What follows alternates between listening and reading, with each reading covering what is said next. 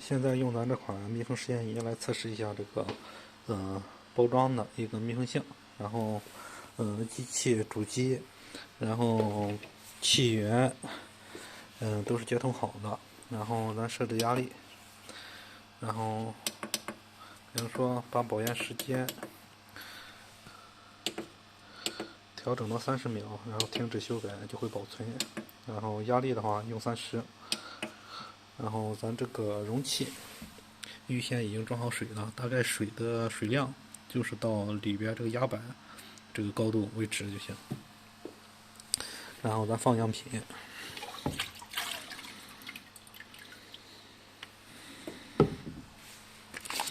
找了一包这个食品类的软包，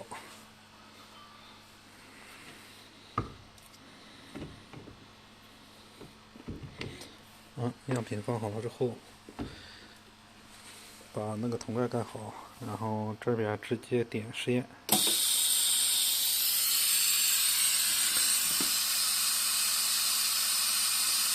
在仪器的这个压力上升的过程中，然后注意观察样品是否有漏气出现。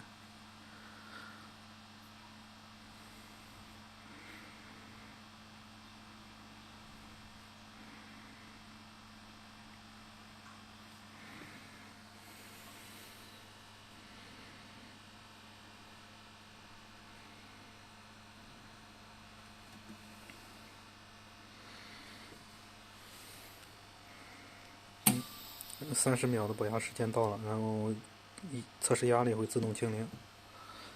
这个也就是说，这个包装在30千帕之下，30秒的保压时间之内，然后没有泄漏。如果是您定的标准是30千帕的压力不泄漏，这个包装就是合格的。然后咱调整一下压力，把压力加大，看咱这个包装是否有泄漏出现。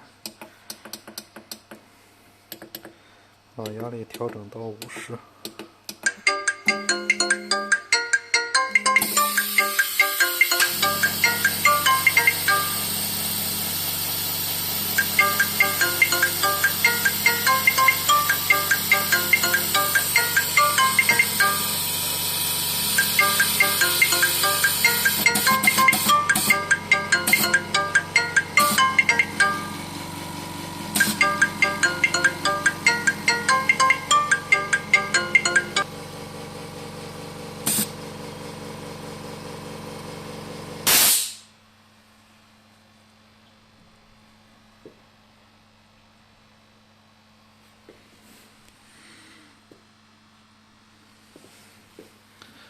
负50的千帕，这个包装应该也没问题，只有这个包装袋有膨胀的情况出现，但是没有泄漏。